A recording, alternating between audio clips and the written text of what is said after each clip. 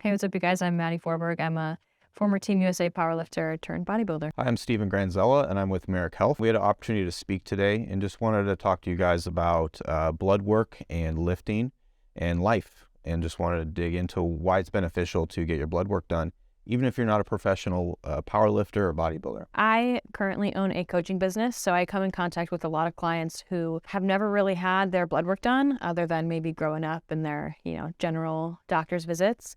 And I was talking with Smokey the other day, and I wanted to ask him, from his experience as, not a top elite athlete, what is the importance of getting your blood work done? And when was kind of the first time that you really thought that it was important to get that done? Yeah. So I've been lifting weights for about 21 years. I'm 36 now. So I started in high school. It wasn't anything super fun. It was just I did it because I was in football. I was a terrible football player. Being 5'6", it wasn't the best sport for myself. I was just lifting weights that's what you had to do. And I just progressed throughout the process and got into powerlifting. And so like you mentioned, yeah, I'm not a professional powerlifter by any means, but I've been lifting, been competing for about 10 years or so, about 13 competitions. And to me, it's a hobby. I just really enjoy it. It's part of my life. I'm not making money from it. It's costing me money, if anything, costing me tons of time, tons of hardships and moments. But it's Bad something, joints. bad joints, beat up for some days, but it's something I really enjoy. And I found it really beneficial over the years to get lab work done. I would always just assume, oh, I'm beat up because I had a big squat session, or I feel drowsy or feel down because of X, Y, or Z reasoning. And so over the years, I've been actually tracking my lab work. And so since about 2017, 2018, I started getting my lab work done annually. So obviously like testosterone levels, free test, prolactin, things like that, just your basics. And I saw a slow decline of those markers, and I didn't really know what to do with it. And I didn't do anything with it, to be honest. I just tracked it.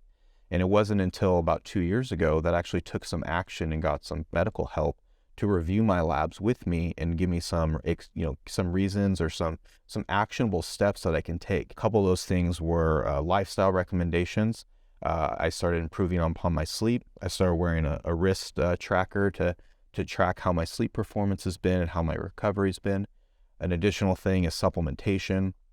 I found that some of my markers, like vitamin D, I'm in California, I would think vitamin D, levels were high. I'm outside all the time, but I found I needed to supplement those. And by doing so, it made other aspects of my life, it's improved them, made them better. Those aspects have been really beneficial for me, and I've seen more performance in the gym because of them. When you were first getting your blood work done and tracking these variables, were there any symptoms that were leading you to get your blood work done? Anything that was feeling off? Or were you just kind of going as like, oh, I think this is important to do? Yeah, so I was about 30 years old when I first, maybe 31, 32, when I got my first lab done. And it was really just because I had a good opportunity to. My employer at the time, they had offered just to get labs done, which I thought was a great, and just jumped on it. I didn't go into it with any thoughts or reasons of why I should. I just thought, oh, maybe I should. This is a good thing to do, and didn't really know what to expect. Did it surprise you when you first got those results back? So the first time it really surprised me in the sense that my numbers were really good. My testosterone was like 805. My, everything was looking strong. I felt good. I felt invincible. I was like, okay, I'm on the right track. It was the following years that were a concern, because then I started to see my testosterone decline. I started seeing 700, and then the following year was like 590. And I didn't see any other changes in my life. I was still tracking my sleep. There was good improvements there. Training was really consistent, and then diet was also really consistent. I wasn't making any drastic weight gains or weight loss. There was no real fluctuation, but I was seeing a steady decline as I approached my mid-30s. And with that, it kind of correlated with some of the symptoms I was starting to have. I was starting to see less, strength in the gym. I felt very stagnant. A lot of my lifts in powerlifting, powerlifting's all about numbers. You're always chasing the next big number, and I wasn't seeing progress. So for many years, I actually benched pretty much the same weight. I squatted pretty much the same weight, and had tried various programs, various protocols to try to improve that. And it was just nothing that I could do to see any changes. So do you think it's important to get your blood work done even if you don't feel like something was really wrong? Yeah, so I think the reason that is because for myself, I was able to look back, and I had a good baseline. I had a baseline of, again, just referencing testosterone, I had a baseline of 800 as a 31-year-old. So I was able to then the following year track if those were declining, was there symptoms involved? So I was able to to correlate those versus before, if I just waited till I was 35 and I saw, oh, I have a 500, I would have no clue. I would just assume I've always been at 500 to total testosterone versus seeing a decline in it. Having that data is probably really important to you and to your team who might be helping you because they don't have anything to reference to. Yeah, so since I've had such great benefits with getting my lab work done, getting supplementation recommendations, and even personal individual treatment options for myself, I've been able to get a lot of my team just to get their lab work done because a lot of them have just been reluctant to even do so. So if somebody is kind of a hobbyist in powerlifting and they haven't really experienced any poor symptoms, when do you think they should get their blood work done, and how frequently should that be so that they can kind of compare? So I wish I got my blood work done when I was like 18 or 20, and then maybe every couple years since then. That's something I wish I did. After that point, I think it should be on like an annual basis. I know I'm a hobbyist, but I do take it very seriously. I still compete once or twice a year. To me, getting it done every 6 months is a very reasonable thing to do and affordable. When you're getting your blood work done, I know you mentioned tests, but what other factors or like labs are you looking to get done? What's most important to you? That's a good question. So prolactin for me was a big one. I actually had really elevated prolactin levels that were so concerning that I actually went and got an MRI for potential tumor. Wow. So my prolactin levels were through the roof. Luckily, I wasn't having any symptoms. But there could have been some symptoms such as libido.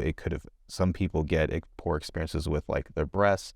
But for me, luckily, I didn't have any of those issues. So it caused some concerns to get checked out even further. So thankfully, all clear. That's good to go.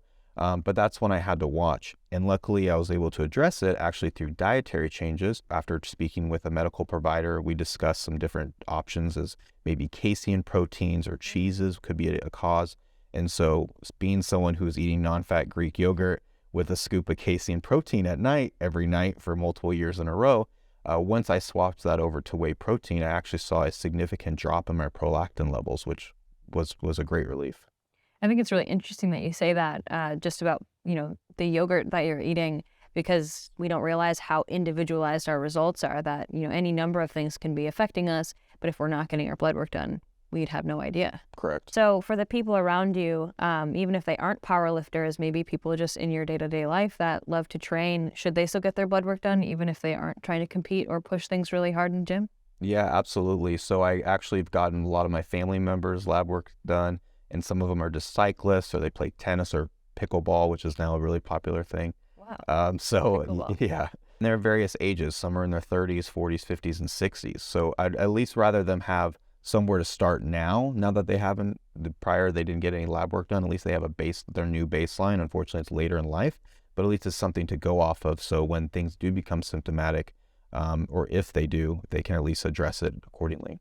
What do you feel like is the biggest misconception that people have with getting blood work done? I would think cost would be one. Some think that's very costly.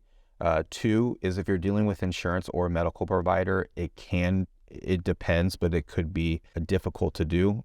Originally, I was actually in my mid-20s and I had a surgery and I asked them to do my testosterone levels. And the provider literally looked at me in the face and said, "You have a beard. You don't need to get your testosterone checked." Wow. Yeah.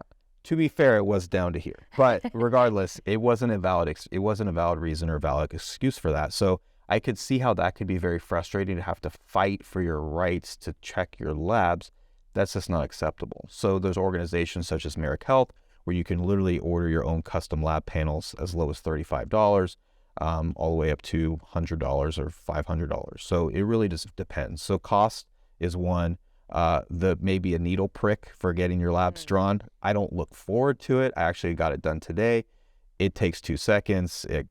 It's twice a year. It's not a big deal.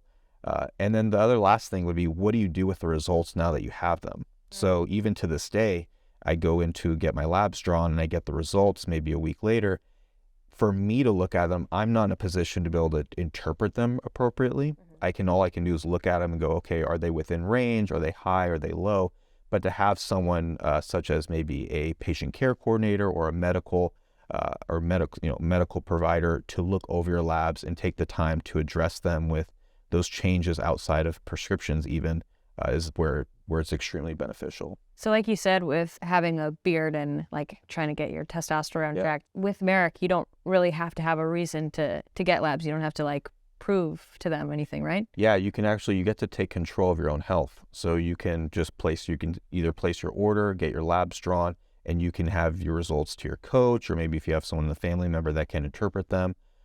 Otherwise, you can actually go through Merrick as part of their concierge service and have your own health coach to go over your labs, be your contact person, your own medical provider to refer to go over your labs for any medical concerns, and work on optimizing your health. I was really impressed the first time that I had my blood work done with Merrick, working with Brandon. He took me through all of the results, and he was so thorough. Even if something like wasn't off the charts, bad, he was still explaining everything to me and showed me the importance of why certain markers were, valuable to look at and keep track of. I thought that was a really unique service that Merrick offered, was the ability to just go through everything with you. You're paying a little bit more for that, but now you get this knowledge about something so intimate and important for your body. Yeah, it's very much an educational experience. Yeah. I thought that was really unique because a lot of the times, a doctor won't talk to you unless there's something glaringly obvious and an issue. But as people that are, fitness hobbyists or professionals, it's important that we're kind of educated and aware of really everything, which seems like not a lot of people are in the fitness community as blood work. Yeah, and it's very difficult. But as someone that is, although it is it is something I enjoy doing on the side, and it's definitely a hobby, I take this very seriously, and I take my health very seriously. And as I'm in my mid-30s, as I get older, all the stuff my parents are saying is starting to come true. And in terms of brush your teeth and be careful of your eyes, because that stuff does start to go. And so it's really, I don't want to look back when I'm in my 50s or 60s and goes, wow, I really wish I addressed this issue, maybe such as prolactin, maybe, or or estrogen, or whatever this concern may be. I'd rather address it now than before it's too late. If you get your labs done with Merrick and there is something that is problematic, is there a way for Merrick to intervene or help you with anything? Yeah, so if you go through the concierge service that they offer, the guided optimization, the health coach or your patient care coordinator will be able to go over all your labs and provide you supplement recommendations and lifestyle changes. But then we also connect you with providers that we partner with. So those medical providers, there's MDs, DOs, NPs, all are focused on hormone optimization and preventative medicine. Keywords preventative medicine. So we can address issues before they happen. And then even if they do happen, we can make assessments, and they can make recommendations to help treat. Wow, that's cool. I think, so many people have all these barriers to approach their health that it just becomes really intimidating. But it's really awesome that Merrick can provide everything and at least give resources if there is something that you guys don't provide. Yeah, absolutely. Well, thank you so much. I really appreciate you jumping on, and we'll see you soon. Thank you. Great talking with you.